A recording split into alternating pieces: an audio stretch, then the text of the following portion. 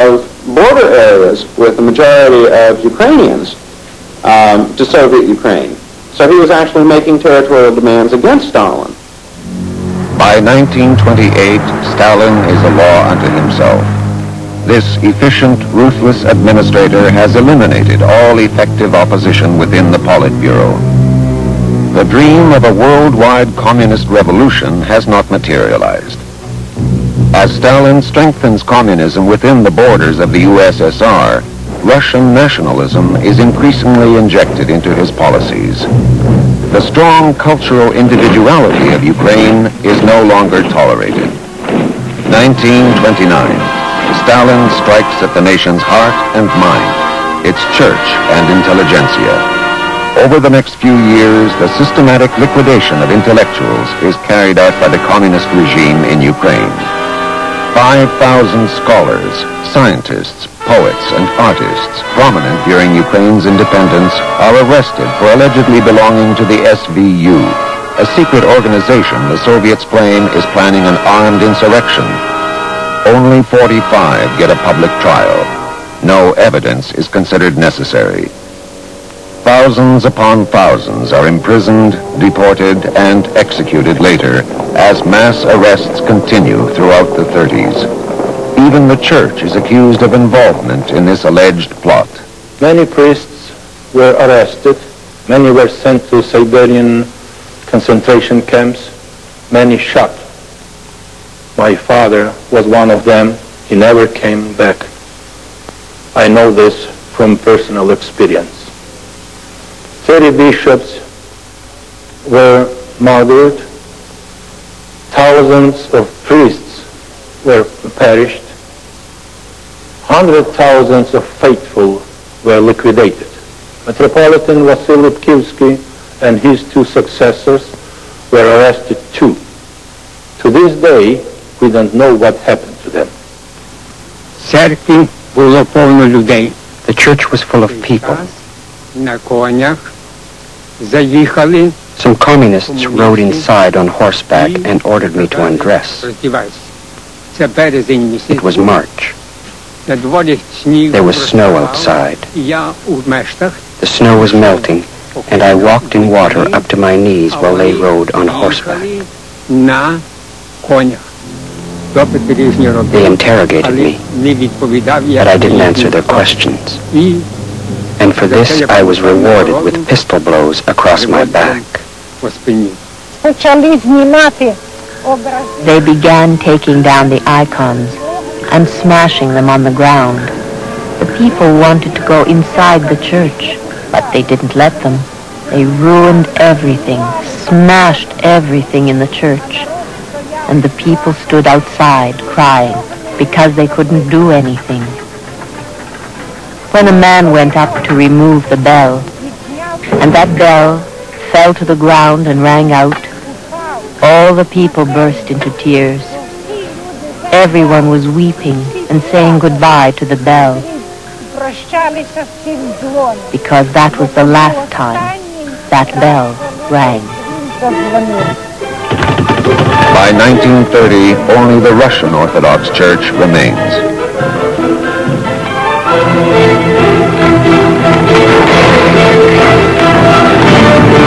In October 1928, Stalin introduces a drastic 5-year plan to transform the Soviet Union from a backward rural society into a modern, self-sufficient industrial empire, virtually overnight. Military defense takes priority. Socialism must be protected from all future enemies. Western technology is urgently needed. To pay for it, Stalin must seize the only exportable resource, grain. And so he decrees the compulsory collectivization of agriculture. Henceforth, all private lands, livestock, and farming implements will belong to the state. The farmer will work as a laborer for pay, like a worker in a factory. One of the intriguing elements in Ukraine was that it brought together both the peasant question and the nationality question in a way that was somewhat different than in other areas.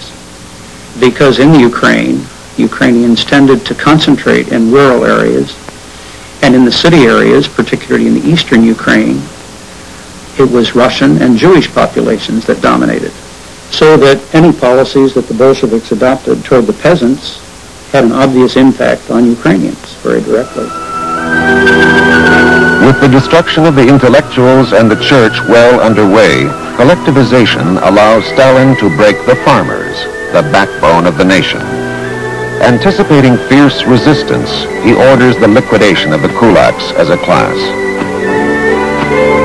Kulak is a Bolshevik label for the wealthier farmers who own 24 acres of land or hire labor. They are considered the potential leaders in any revolt. The state confiscates not only the lands of the farmers, classified as kulaks, but also all their possessions. It is forbidden by law to assist these enemies of the people. Miroslava Vudka was 7 when her father was exiled. She never saw him again. In the winter of 1931, they came to evict us from our house.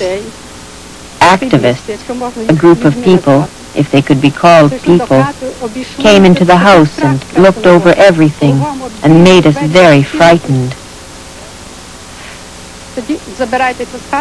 Then they said, "Get out. This isn't your house anymore." But Mother wouldn't leave. "At least let us spend the rest of the winter here," she begged. "Where can I go with these children and old people?" The men picked her up and threw her outside. A militiaman or activist stood in the doorway as a guard. Mother shouted to us, "Children, don't leave the house." There were tears and screams. It was frightening. We grabbed hold of the benches in the house, screaming and refusing to let go. Then the men began to take us out one by one. They would throw one of us outside and then another.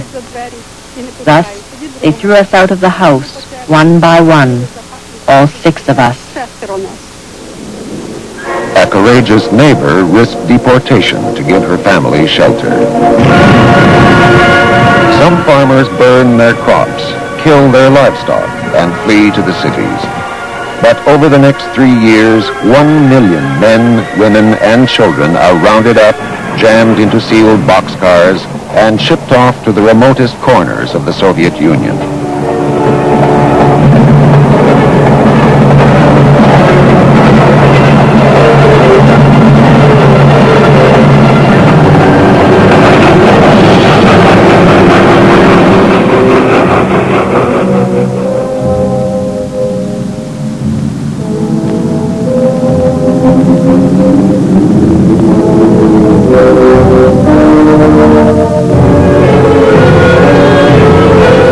The survivors work as slave labor, producing raw materials for export to the West.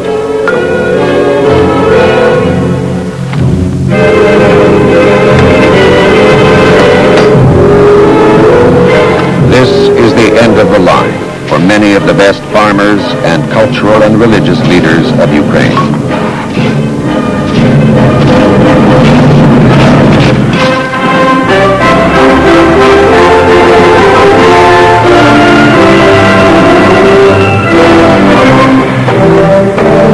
Young party activists are brought in from the cities to push through collectivization. Anyone who opposes the measures is denounced as a kulak and deported. Yet resistance comes from all quarters. Not so long ago, the Bolsheviks had given land to the poor. Now they want to take it away. Thank God I didn't kill anyone. I didn't have anyone put away. I didn't inform on anyone. But I wrote. I was an agitator. I attended meetings and also told the peasants, "Bring in the grain. Hand over the grain. The workers have nothing to eat. There's a world crisis. Hitler has taken over in Germany. The Japanese are advancing into Manchuria. Our country is a fortress that's surrounded by enemies on all sides." And I yelled and begged and swore and threatened, of course.